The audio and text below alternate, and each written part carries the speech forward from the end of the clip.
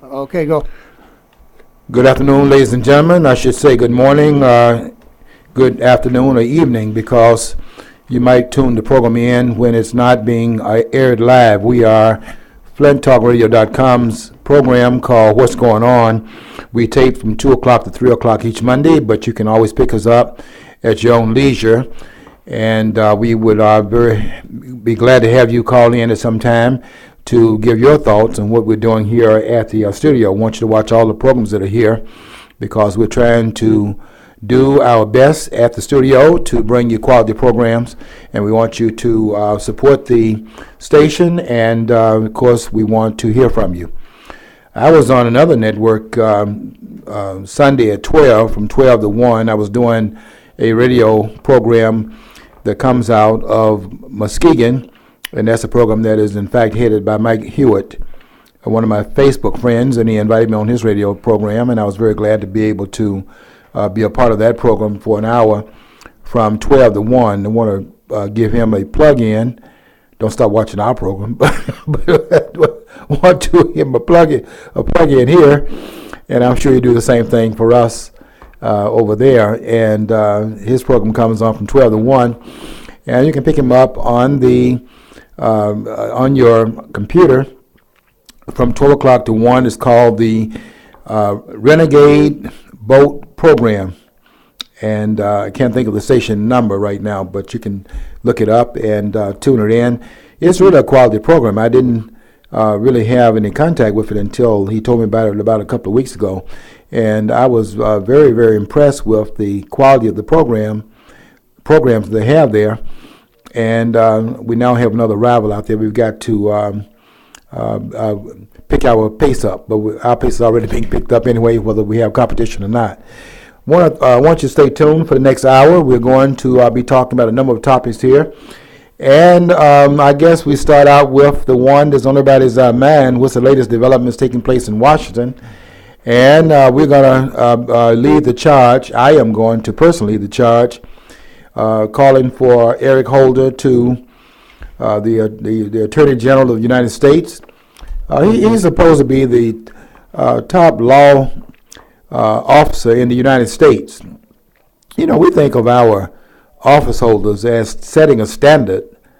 I don't think of them as setting a standard that's anywhere up above where it should be.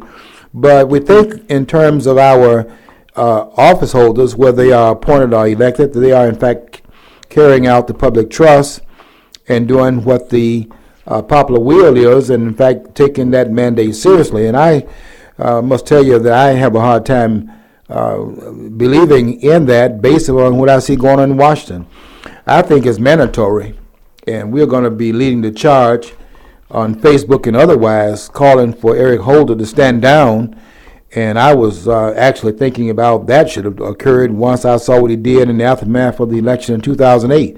When I saw him not prosecuting the new Black Panther Party members for standing at the polls in Philadelphia and acting as if they are the new Klan, which is what a lot of that is about, with batons in their hands, intimidating voters. That reminded me of the Klan intimidation in places like Pulaski, Tennessee, where it got started in 1865, where they were intimidating black voters.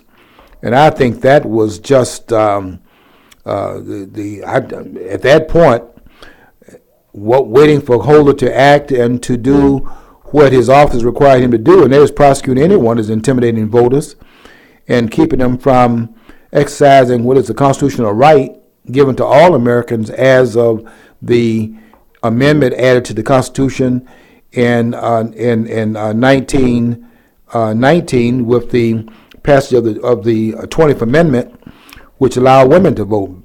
Blacks have been given the right to vote.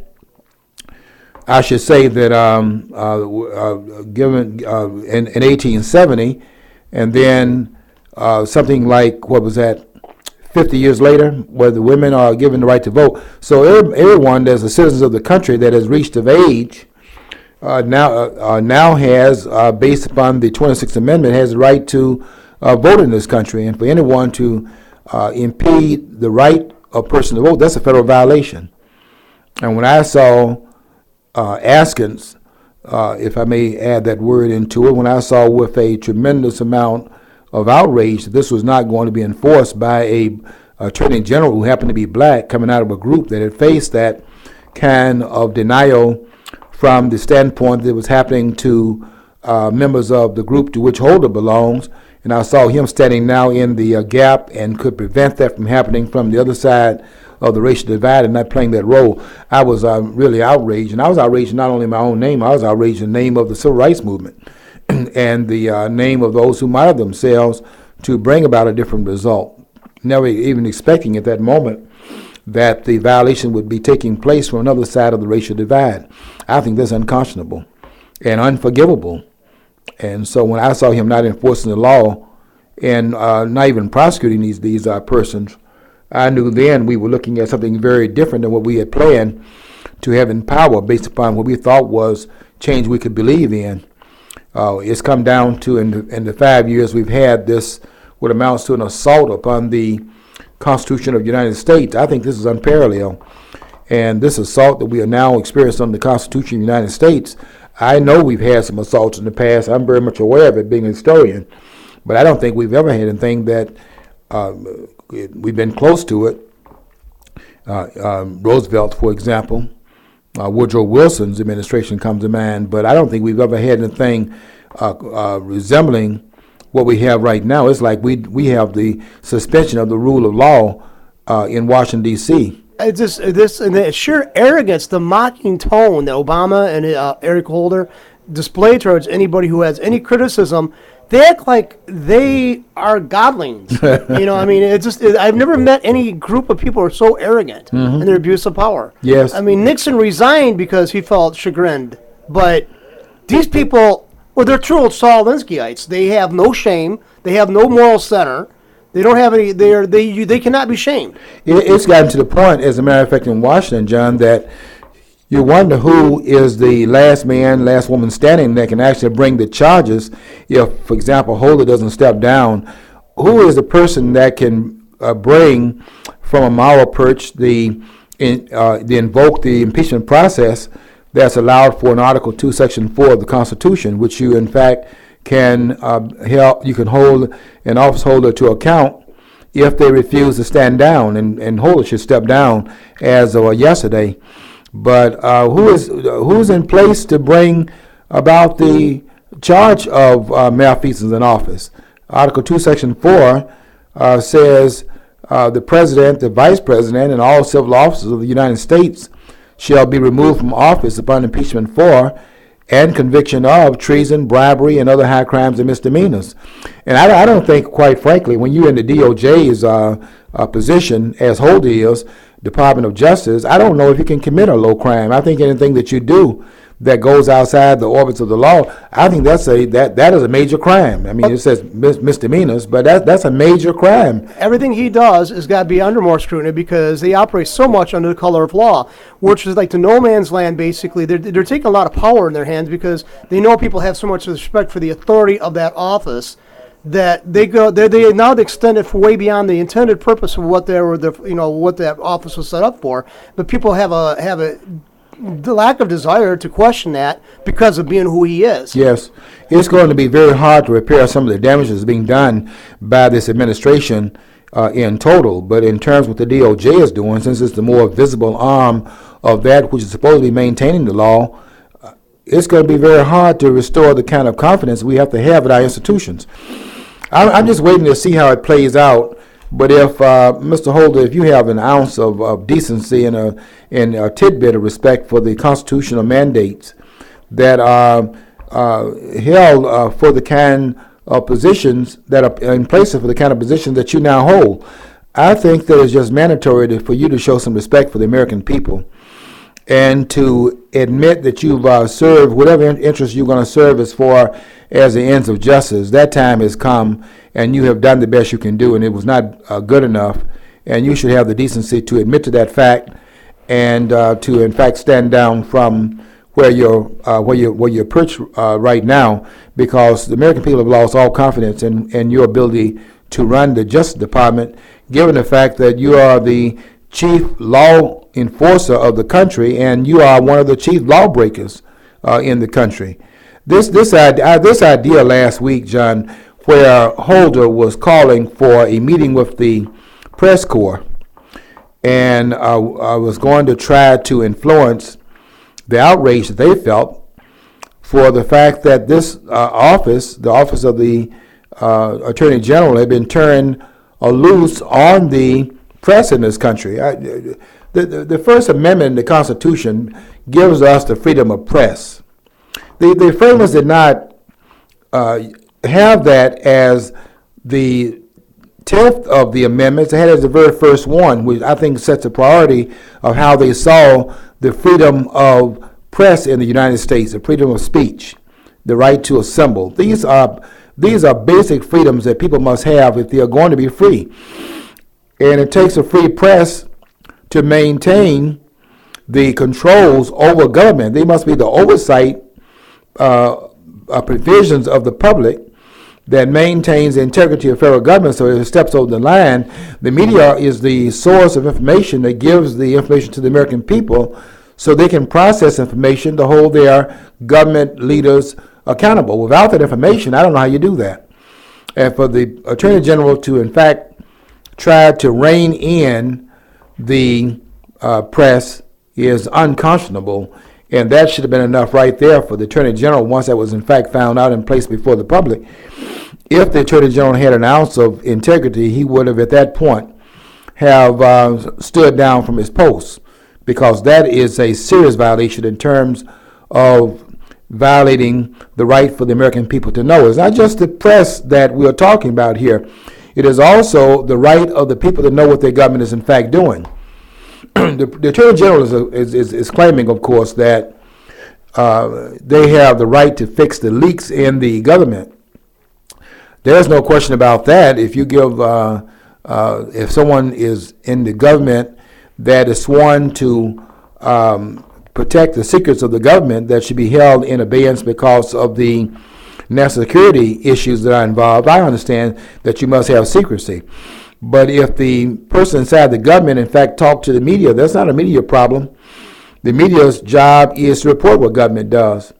And I don't know how you can, in fact, suborn the First Amendment saying they have no right to print this or to, in fact, publicize that, given the sensitivity of the issue. I think the press has a responsibility, certainly to look at that as an issue. But if they report upon it, I don't know how the government can, in fact, come into that particular mix, and which the court made clear in 1956, as a matter of fact, that it had a ruling in terms of the press's the lines are drawn around the media in terms of its role. It has to do its job, and its job is report what government does.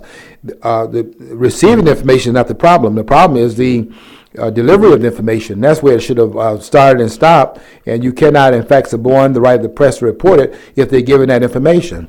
So I think that what Mr. Holder is trying to contend is that he was trying to stop the leaks. That's fine, yeah. And that's in your purview in terms of find out who leaked it. But this is not what was going on here. What was going on here was that the name of one of the members of the media was used, and they were saying that this person is, in fact, complicit in what may be a national security violation.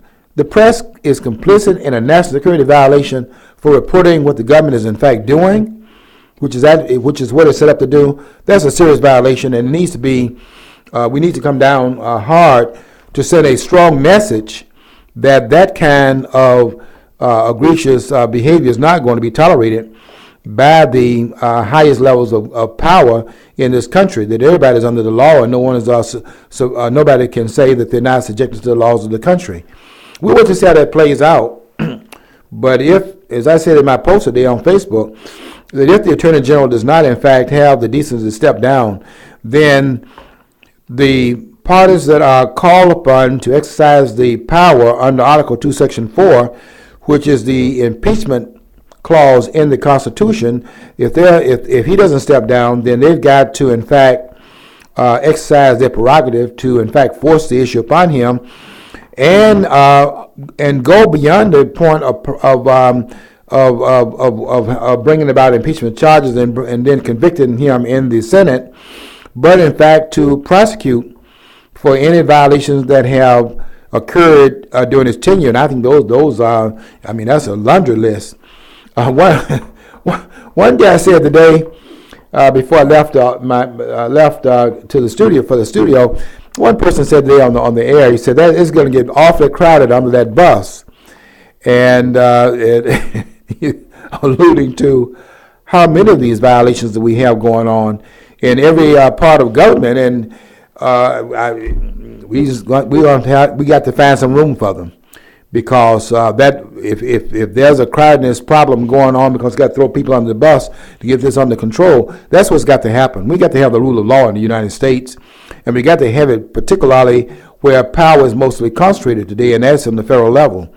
And if we cannot rein this power in, then we are going to be looking at some place that we don't want to go, and that is a tyranny that is being exercised by power in other parts of the world.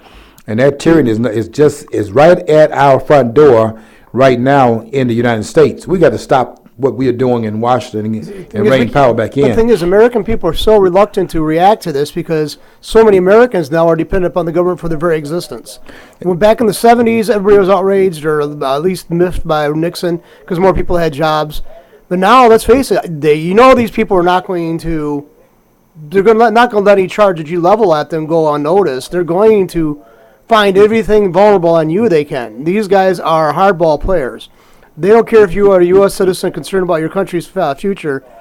They want to have their agenda passed, and they will pull up all the roadblocks to make sure their ends are going to be. These people are totally maniacal. They have no conscience. These people should be locked up, because these people are not much different than the prison population. Okay, they're really not. They're the mafia. Except the stakes that they're going for is even higher. Yeah, they're the legalized version of the mafia. They have the real difference between the two is that one can operate under the color of law, and the other one, the mafia that calls itself the mafia, doesn't call itself Congress, operates outside the color of law and knows that. But these persons in Washington right now, there's not an iota of difference of how they operate in terms of operating outside the law, although the color of law is the umbrella in which they, in fact, act in Washington. And that is a problem we got to deal with. We can't run, you can run, but you can't hide. And we've got to stand up to the plate and require better of our elected officials and their appointees, because we inherit this country from our parents, and we've got to pass this inheritance down to our children and our grandchildren and make sure that the country is still standing under the Constitution, and that cannot be avoided by, in fact, burying our heads in the sand. I was, just looking at a number of things that are happening. I was listening to Issa, I guess his name is, who is over the House Oversight Committee, and he was saying this past week that Jay Carney is the paid liar. He's paid to be the president's liar in the executive branch of government. But I listen to these politicians. I know that sounds like that's a corrective, and they're trying to deal with the realities in Washington D.C. But what do they think that the propaganda ministers, what these guys are, these spokesmen for the president, whoever they are? When Gibbs was there, that was his role. When they tell us things like that, when Issa says that, the question is, tell me something I didn't already know. What do they think these persons are doing in terms of coming before the public and giving us information they want us to have? They don't open the doors up. Did we see the transparency that President Obama talked about during his campaign? Is going to be on C-SPAN. And you're going to know 3 days before it's brought to the floor what the bills are, and you're going to be aware of it so you can give your particular opinion about it before it's voted on by your representatives. Have we seen any of that taking place? And what we see here is what we've seen in the past, secrecy on the part of the government. So does anybody believe that Jay Carney, the spokesperson for the executive branch for the President of the United States, is coming before the public to give us anything other than spin? So when I see these politicians saying things like Issa, I know you're trying to put on the face that you are doing these oversights. When you make comments like that and tell us things we already know, it makes me really wonder about what role you playing in this cover-up? Because we know that the Jay Carter's position is that of the propaganda minister, that these persons are not coming forward with the information that we need in order to know what our government is in fact doing. They're out there to do spin. Well, you ever see the old TV series MASH? Hawkeye and Trapper John showed up at a press conference because they were trying to ask questions why they couldn't get additional equipment added to their basic equipment list. Anyway, the general running the press conference says, "Wait a minute, this is a press conference. Last thing we want to do is give a lot of information." You know? Yeah, I mean, why would he come before? If Jay Carter's role was not to come before the public and tell lies, then the president can come out there. What Jay Carter is a person that's put out in front, so that if what he's telling us doesn't work, there's always plausible deniability in terms of the person sent him out there. They can always say, that's not what we said. We didn't tell them to go out there and say that. And that's what we see going on in terms of what's happening right now. We know when they were saying in this other scandal they have going, they got 3 scandals going on at the same time that we know of. Of course, we know about that. Some other scandals have not yet been disclosed, and they got the back down from some other things that's happening. EPA, for example, the things they're doing, that's going to be if that comes out, that's going to be explosive also. But we see them talking about it's this person and that person, and it's only a couple of low-level employees that went off on their own on a deep end out of Cincinnati. Now, I don't know what they're saying about everyone else's, how everybody else takes this as far as what they're saying about our intellect, but I take that as a personal insult. There's some low-level person going to risk his or her job in terms of overstepping the grounds down here at the floor level of authority, and they're going to jump over all these other persons above them, and they're going to, on their own, take it upon themselves to take these people trying to get a 501(c)(3) exemption, tax exemption, and they're going to place these files over here all on their own, and we're going to simply separate these from everybody else, and we're going to investigate these persons. It's going to come out of the office of Cincinnati, and these are some renegades who they're willing to throw under the bus, and it's going to end at that particular place. Well, you know what? That's an insult to all of us. I personally feel insulted by it, but that's an insult to the intelligence of the American people. Lerner already had a history of being abusive with her power.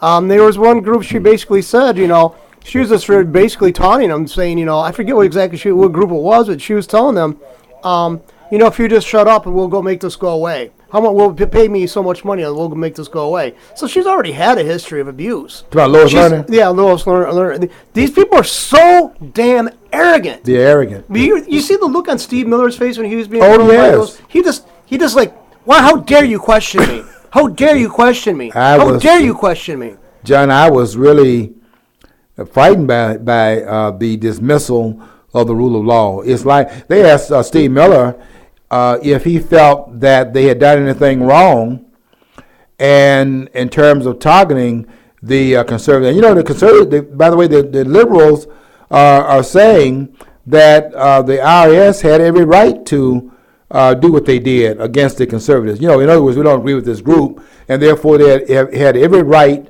to go in there and tear the Constitution up and do what they did against this group, since we do not, in fact, endorse their policies and what they stand for, which is quite interesting in terms of standing for tax enough already. I thought that was what Bill Maher, who was saying that he was upset with them. I thought that's what you were saying, Bill Maher, that you tax too much already in terms of your income. That's what the Tea Party is saying. Y'all on the same page as far as big government is concerned. I don't know why. I don't know the background of Bill Maher, but I don't know why people listen to him so much credibility get extended to him. For all I know, he's a jokester. That's it. I mean, he makes jokes. He doesn't have a college degree in economics or politics or anything else.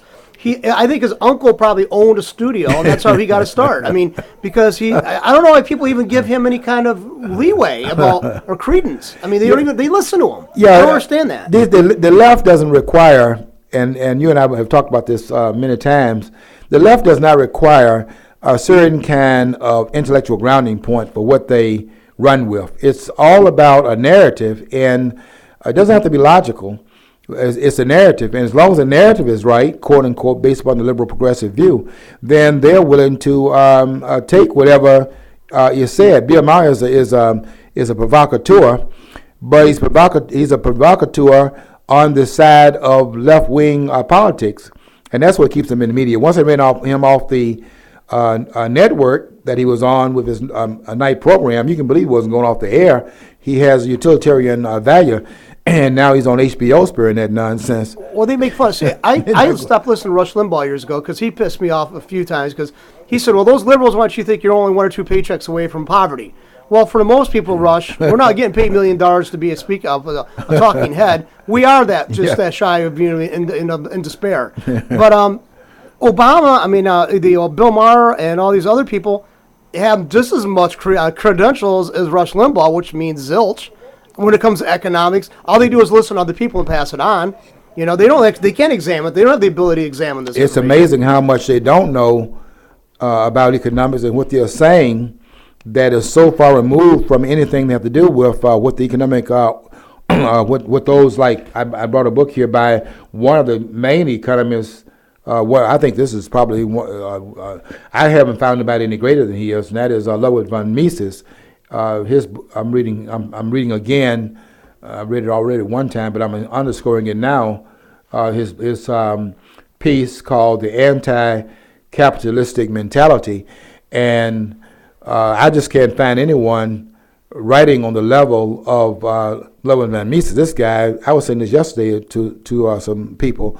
This guy was out of the ordinary, even from those who are people like Hayek. Which Hayek was a student of his, by the way, and out of Hayek comes the economists that trained Thomas Sowell. What's his name? The one born free. What's that economist's name out of Chicago? Milton Friedman. Milton Friedman. And so, Mises is like sitting at the top of that food chain. This guy, the things I'm reading in this book right here, and this is a small version of his writing. He's kind of just like 16 of his lectures. And I read his bigger book on socialism. I mean, that book right there was enough to have changed Hayek's mind once that book came out. That's what got Hayek on the right track in terms of dismissing John Maynard Keyes' theses on economics and proving almost everything that John Maynard Keyes said was wrong. Did you see John Stossel's last program last week? I didn't see that. He brought up the Austrian School of Economics, and he played that video that's on YouTube. It's called it's the rap between Hayek and John Maynard Keyes. Yeah, and it was really. But he talks about and they had people who were experts, economists on there. So it was a real good exercise. I have a tape, so I got to watch that. Now, I taped John Stossel's program. Sometimes I have to watch it like 4 or 5 days later because I'm so tired of other things. But I make it a point to tape programs that I know will be of some substance. And John Stossel is one of the programs that I tape. And I'll be able to watch that because I do have it recorded.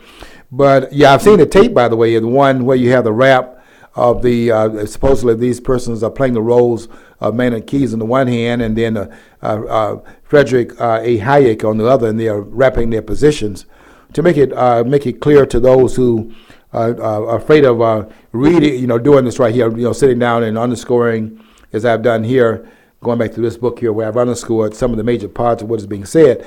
And for those who don't do it, need to get it through the auditory nerves.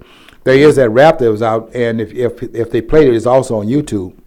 By the way, I don't know if you know this, but the Von Mises Institute offers a program of you can actually study economics. They send you all material. I think it's like $600, and they send you all the materials, all the books, all the DVDs, and it's a self-paced thing, or you could take a proctored series of studies, and then you can actually get a certification for that. Mm-hmm. So, I mean, if you're interested in that yourself, because you already got quite a few of the books. Yes, and I'm interested in anything that has to do with economics. I had my first master's was in economics, and of course I have to tell you that I had to find out about Mises on my own.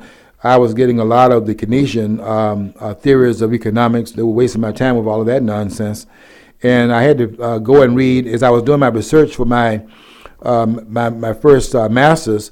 I had to go in and read Mises on my own. And when I was reading him, and I'm going back to class with Mises' information, I'm sitting in the classroom, and I'm hearing John Maynard Keyes up here, and I know all of his ideas are being discredited by what Mises had written, and I'm sitting there getting a master's in this nonsense. But my other masters, my non-declaratory masters, I have 2 masters, but the non-declaratory masters was what I read on my own about what Mises had written. You know, John, and if I were going to go to a university now, there would only be 2 universities I'd be interested in going to. One is the highly acclaimed in my mind, but not acclaimed in terms of how you would compare it with some of the major universities in these Ivy League schools, is Hillsdale College. I think that is that school is one of the major colleges in this country. Doesn't get any credit because it's towing a different line that's tied into respect for the framers and the constitutional mandates that are found in our rule of law in this country. And the other one is the Mises Institute. I would want to go there and study from those who have mastered Mises' philosophy and his economic policies. That would be where I'd be interested in going right now. I interviewed Dr. Mark Thornton from the von Mises Institute several years ago about the gold standard, back when we used to be on TalkShoe Network. So someday I'll send you the link to that and let you listen to it. It was about an hour-long program we did, and it was very enlightening. I read up on.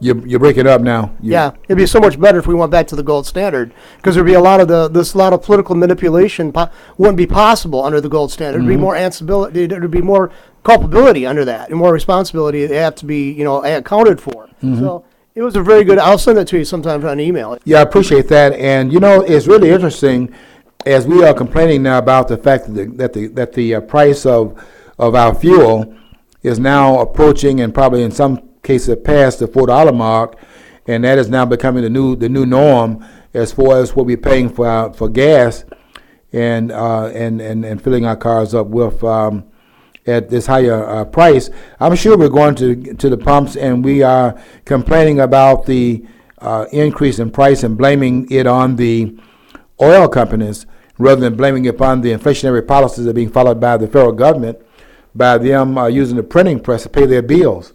If you understand the cause of inflation, which is really nothing other than government printing money and reducing the rate in which the currency can be credited as being of some value, when you understand how that process works, how inflation works, you see that the real culprit is the one that's not visible, and that's the hand behind the hand that is raising the price.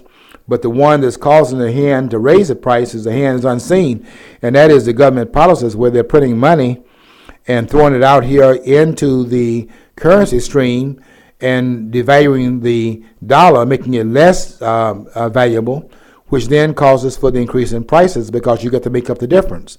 And I see that happening all over the place where they are still trying to get their product out there and sell it, but they've got to do certain things to accommodate the fact that the dollar is not as valuable as it once was, and you see them reducing the amount of the product so that they can keep the price within range, while at the same time accommodating these inflationary policies on the part of the government, where they can still do business without losing money that they need in the profit margins to maintain and grow the business.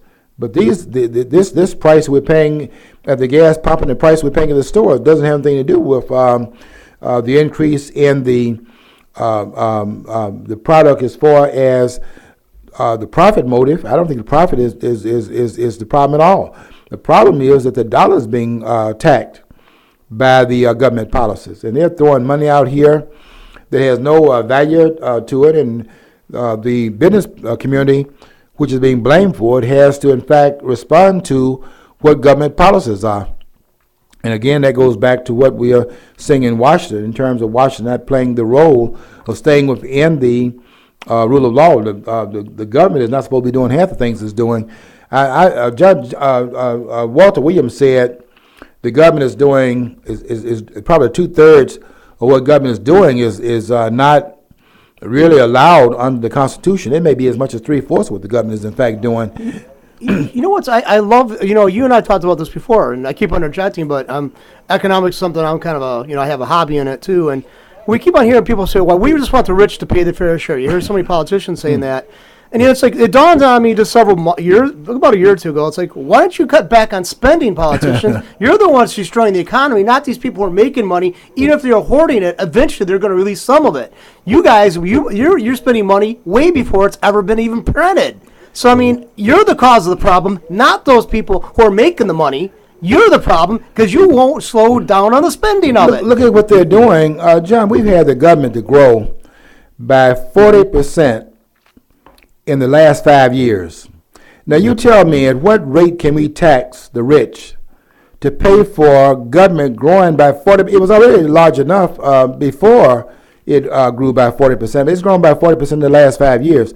And we have not even added the number of persons that get to be added to the federal workforce to, in fact, accommodate Obamacare. Wait until that kicks in 2014, when we have the full effect of Obamacare. We haven't seen anything yet.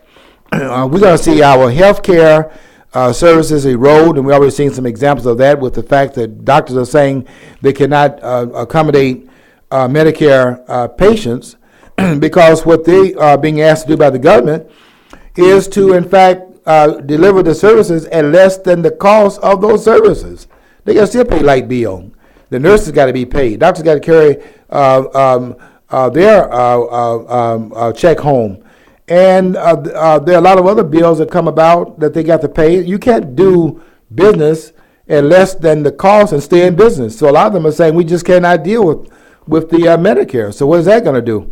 And then you have this other thing that's kicking in where the government is saying, and I found this really interesting last week when the government was saying that this taking on pre-medical conditions, which they are they're requiring the insurance company. Get this now, they're making the insurance companies take on pre-existing medical conditions. That is, you got a condition before you get the insurance. And they're going to make the insurance companies pay for a medical condition that you had before any coverage was allowed. That's an expense you're putting upon the insurance companies. Only to find out that the federal government is refusing to do that itself. Make some sense out of that for me. Yeah, well, the federal government does that with employees.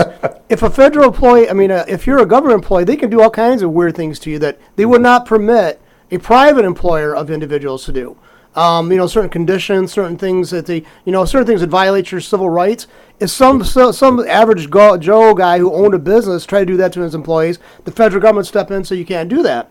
The federal government then turns around and does exactly the same things, if not more draconian things, to their employees. Yeah, do as I say. Yeah. Do as I say and not as I do. It's a classic example of where the law is what they say it is in Washington, and that's what happens when you have the rule of law, which is our Constitution, by the way, that is in fact suspended. I think that we can see that in terms of the investigation that they had in the IRS, where they were investigating people that had in their name, the name of their groups. It wasn't like they're saying, they weren't saying anything about overthrowing the government. They're talking about patriotism.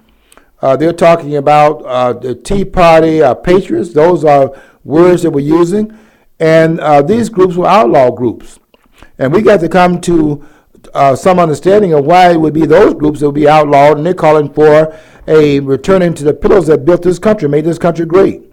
Why would the Tea Party be an outlaw group in this country when all they're talking about is recognizing what the framers put in place? If that was our perch upon which we have the republic now standing, then that would be celebrated. But those persons are under attack.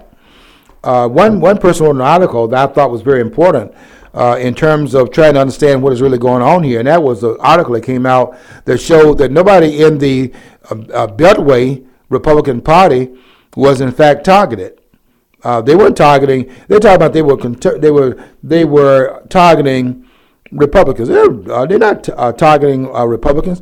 They're targeting conservatives.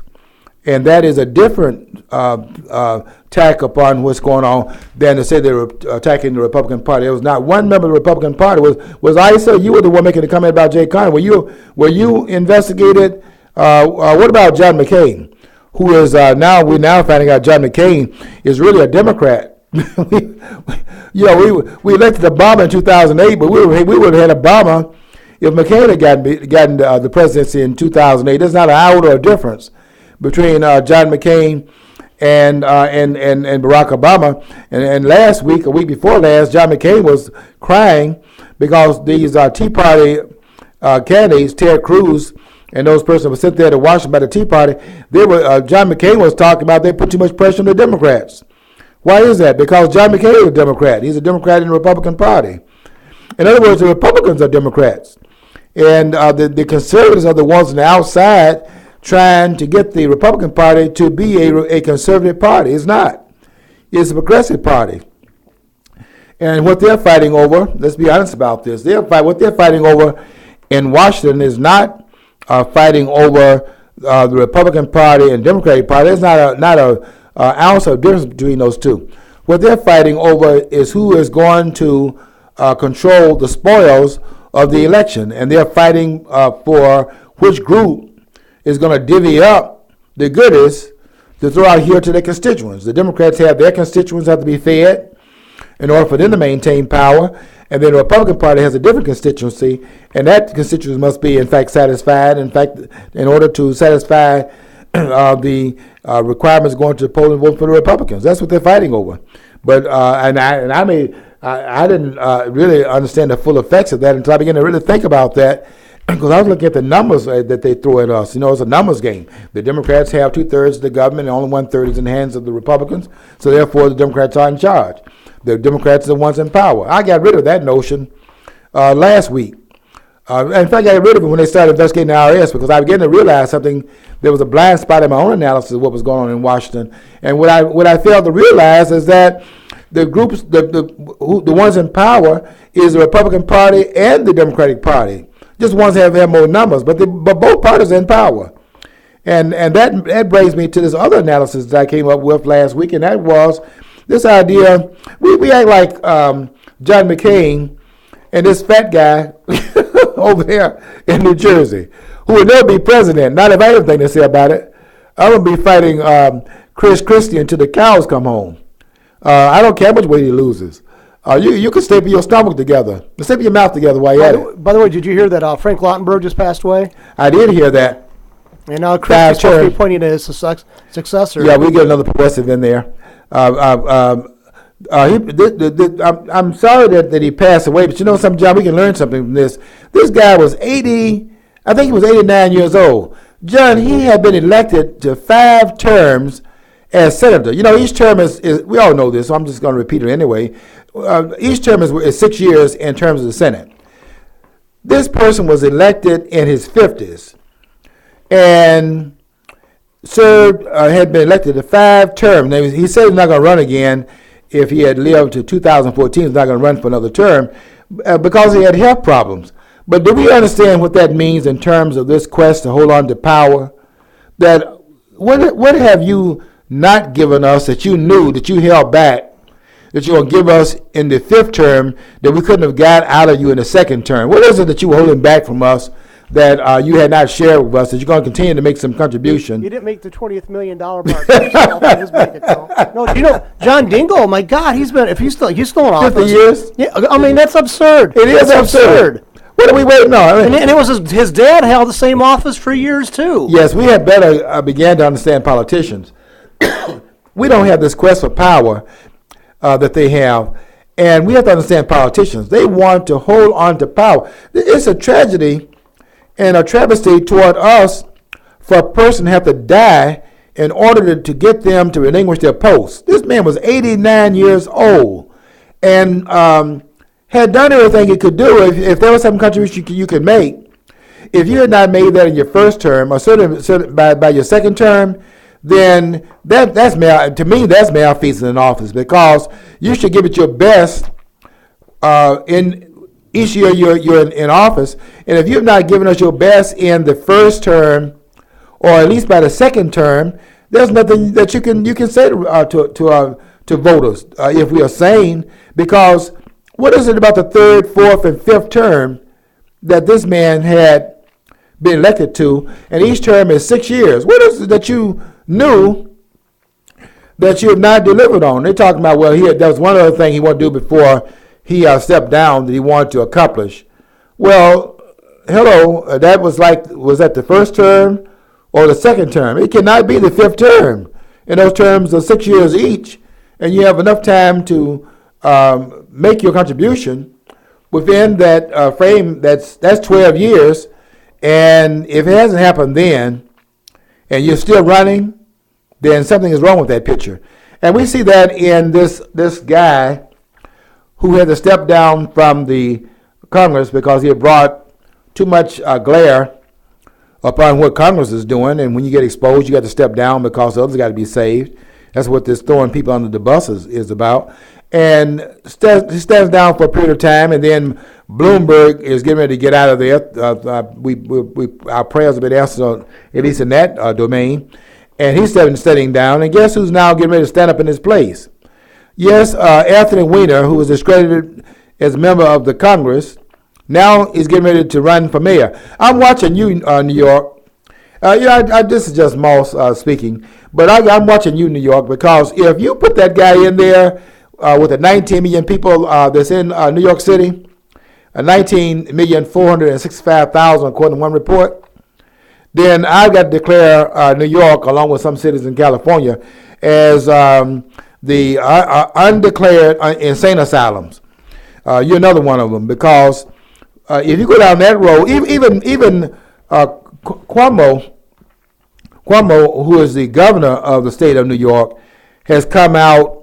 I give him credit for this, not too much for anything else, but at least he came out and said that if that happens, then that says a lot about the mindset of the voters. And I have to tell you something. That is where we got to start also making some corrections. We have to get some limelight on what we are doing. I know what the politicians are doing. They're doing everything that they can to hurt the country with their nonsense up there in Washington and other centers of power. But we got to start turning the spotlight on these voters out here, which is what which was what Walter Williams was doing last week in the article he wrote called "We Deserve the IRS." I don't deserve the IRS. I'm trying to get rid of the IRS, but I do understand his premise, and that is that we are the sheeple out here allowing these things to happen and putting people in power that's up there. We're voting them in over and over again to do us in. At some point in time, we got to have term limits, which I think we're going to have eventually down the road. I don't know how long it's going to take us to get there, but we're going to eventually call for it, and we're going to have to put that in there as a mandate. But before we get to that place, we got to put term limits in through our voting processes. We got to just simply say, okay, now, if you serve this many years in the House, I think three terms, that's 6 years, and one term in the Senate, that's 6 years also. And after that is over, go home and make your contribution back home. Where you can, if you have all these answers, we need those answers where you can deliver them close to the communities that you represent. We don't need you in Washington importing it back here. Be back here and import it. And at some point in time, we have to do that ourselves. But certainly at the level of government, we can impose that without having the mandates in place. So some of that is our fiduciary responsibility to get our government under control economically by the kinds of decisions that we make. We're not there at that level yet. And so I know what Walter Williams is saying. We deserve the IRS. The United States deserves the IRS. I don't deserve the IRS. And those of us who are trying to bring government under control, we don't deserve the IRS. We deserve better than that. That's why we're trying to call for something that goes beyond throwing people under the bus. I'll tell you what I'll know after the hearings are over, after I say you've done your job, after you've done your job, Dave Cash on the House Ways and Means Committee, we'll know if this is serious. After you've done your investigation, that means Holder got to get out of there, whether or not the IRS is still standing as an organization after this is over, which I think it will be, because I don't think you're serious. But if you're serious, we'll know that by one test that's got to be passed, and this is the only test that can be passed to show that you're serious. And that is not trying to change it by changing the person running a rogue organization. We've got to get rid of the IRS. And if it's not abolished at the end of the day, and I don't think it's going to be, and I don't even think that's just there's even a remote chance of that happening. If it's not abolished at the end of the day, then all these hearings they have is just to fool the public that they're actually taking some measures to rein this organization in. You know, I was saying this morning, a person called me this morning, almost after I got out of bed. I guess he wanted to talk about some of the things we had discussed over the weekend. And he called me and said that the IRS is, this person is now the director of the agency, and they changed this person and that person. And I was saying, you know, when you look at the 16th Amendment, which is the income tax that was put in place in 1913 in this country, and they gave, for the first time we have the right to tax the money that you make. The federal government can take it out of your pocket and put it in this pocket. It didn't actually set a provision up for the IRS. That's something that the Congress did. In other words, it could have gone through a different process, and really, it could have occurred without any kind of imposition upon the federal budget. Rather than having 90,000 people working for the IRS, we could have had the tax collection going on at the place of employment, where you don't have to hire anyone to do this collecting taxes, because part of your taxes is already taken out of your paycheck in the first place. In other words, when I get my check every 2 weeks, it has on there the gross income that I made, but I don't see the gross. I see the net, and that there are two different pockets where they have the income, that which you made, and that you're going to receive in your check. Where did the other money go? It went to the federal government, sent there by the employer, who is mandated according to how many exemptions you take in your income. You know, you claim one exemption, some claim none, some claim 3, or whatever the number would be, and they take the exemption and exempt part of your income based upon that number.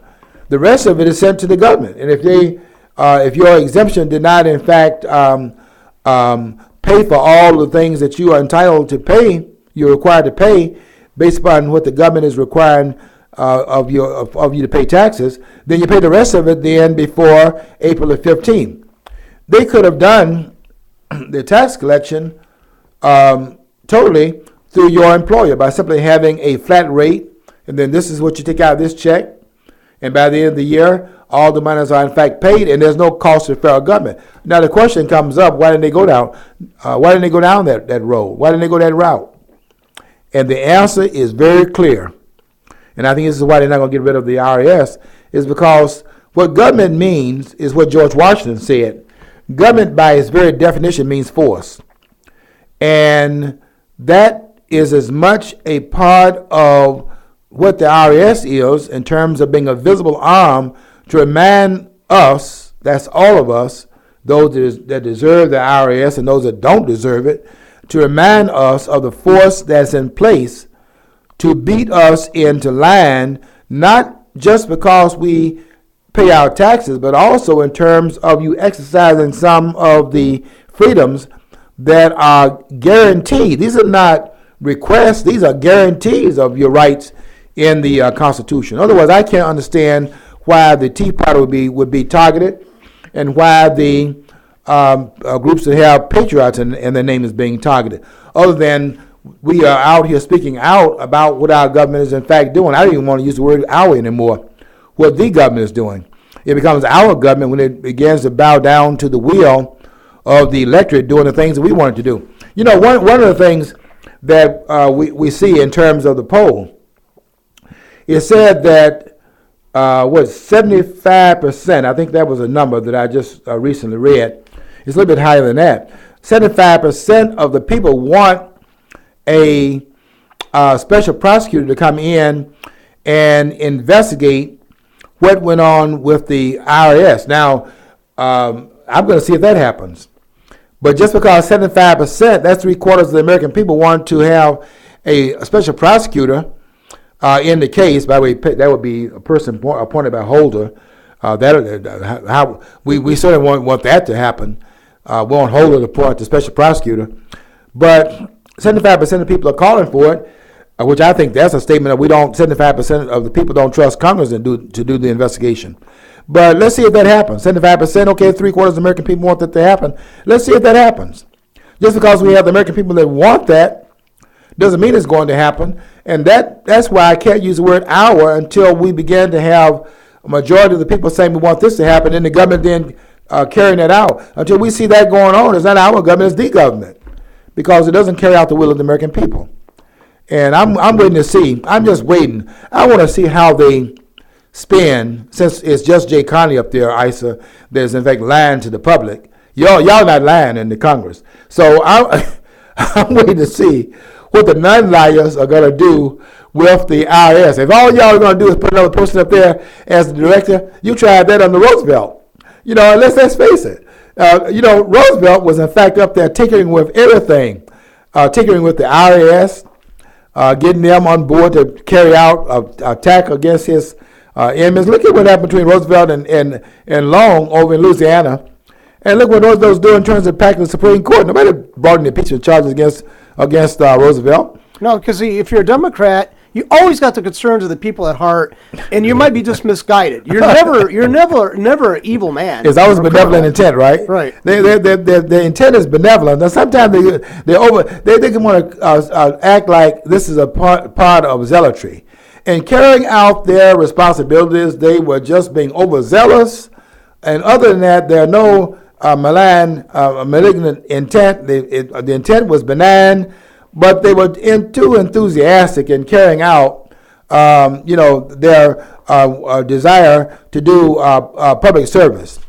The fact of the matter is that we really can't see any evidence of any public service that ever been applied by a politician. I mean, let's just be honest here. That's not what they do. They get elected to office, and you can claim public service, but I would like to really challenge anyone out there to name any public service that ever occurred that wasn't tied into the politicians serving his own personal and political interests. My friend's reading this book right now on the FBI. Johnson and his wife, when they took office as president, they had $20,000 to their name. When they left office, they had $20 million. Yeah, and it's because public service. Yeah, like public service. And no, keep in mind, he took only part. He only got reelected on his own one time, because he took over the remainder of the time after JFK got assassinated. So he pushed for the adaptation of the M16 rifle, and I always heard it was because his wife had the stock in the company that was going to be making this new weapon. And then after it was adopted, he pushed for troop increase. Our involvement in Vietnam. We can use weapons that his interest was in fact going to be selling the weapons to the military. And guess what party he belongs to, folks? The alleged party of the working class. And guess who died in that conflict? Working class kids. Yes. Friends like that, who needs enemies? Yeah, we have to put, one thing that you do, John, and I try to do, and that is connect the dots. Because if we can connect the dots, we can begin to get the kind of accountability we're calling for here at FlintTalkRadio.com. We got to keep our eyes on the prize, and the prize, quite frankly, is to elect a government that's going to be accountable to the people that send them to Washington to do the bidding of the American public. We don't send them to Washington to do their bidding and to, in fact, become wealthy at the expense of the taxpayers, which is what they're doing. And we see that just in the numbers in terms of how many of them in our Congress are millionaires, how many are there that are millionaires in the general population. And there's like 1% on the one hand with those out here where we are, and 50% in the Congress. Either these guys are geniuses in terms of managing money, or they're using the color of law to enhance their own fiduciary interests. And until you show me that 50% of the person out here in the free market are doing well and making millions of dollars, which I would applaud you for doing that in the private sector, and there's 1% inside the Congress. Until we reverse those numbers, I got to believe that this is not our government, it's the government. And we're going to be watching you, Washington, and we're watching you right now and seeing what you're going to be doing in terms of showing some decency. We want you to step down. And that's just the bottom line. Maybe we'll begin at this point to use that as a battering ram to get some other things in place. Until next time, I want you to follow your dream. Because as we always say here at the end of our program is if you don't follow your dream, you will never know what's on the other side of the rainbow.